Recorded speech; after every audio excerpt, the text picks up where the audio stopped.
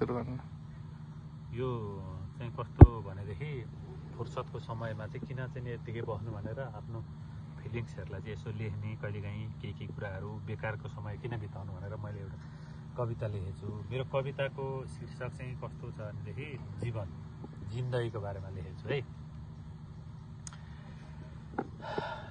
लाग्थ्यो त्यो बेला म अजम्बरी नै हुँ, लाग्थ्यो त्यो बेला म अजम्बरी नै हुँ। त्यो जवानीमा 15, 16, 20, 25तिर हो त्यति बेला म ढुङ्गा चपाएर ढुङ्गै निल्थेँ। म 30 साल झैँ ज्याद्रो बलियो बलिष्ठ, म सगरमाथा माछा पुछ्रे टाकुरा जस्तै निर्भीक र निरन्तर दनदनी बलेको ज्वालामुखी झैँ आवेग र आक्रोश हो म अजम्बरी जस्तै।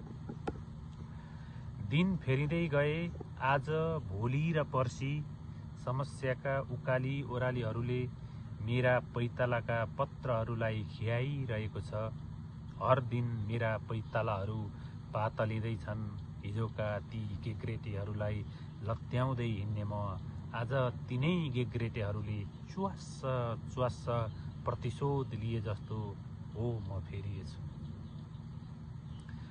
समय फेरिने नै रहेछ, समय फेरिने नै रहेछ।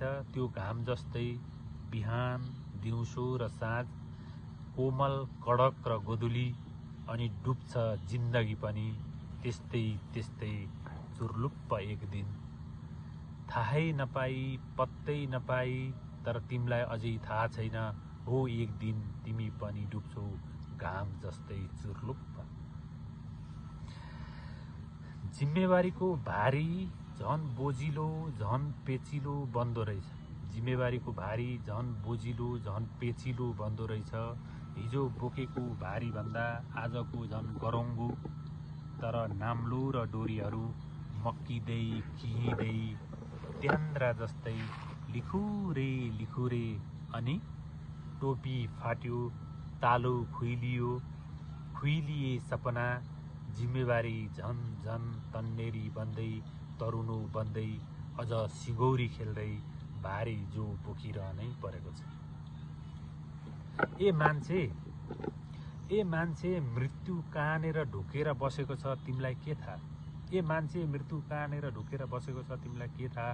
त्यो कुइनेटीतिर, गल्छी र गौडामा कहिले काहीँ आफ्नै अघिल्तिरको ढुङ्गा नै मृत्यु बनेर निस्किन्छ। आफ्नै आँगन, आफ्नै आफन्त पनि कहिले काहीँ मृत्यु बोकेर आउँछन् फगत ती भिन्न भिन्न अवतारमा, खिस्स दाँत देखाएर पछाडि भाला बोक्नेहरूसँग सावधान। ती सबै मृत्युका शुभचिन्तकहरू हुन्। र एक दिन तिमी पनि, हामी पनि, म पनि अजम्बरी छैनौँ कोही। तिमी अरूलाई दुखाउँदै गर्दा आफू पनि एक दिन यस्तै दुख्छु भनेर सोच्ने गर। तिमी अरूलाई दुखाउँदै गर्दा आफू पनि एक दिन यस्तै दुख्छु भनेर सोच्ने गर। अरूलाई पिराउँदै गर्दा म पनि पिरिन्छु भनेर सोच।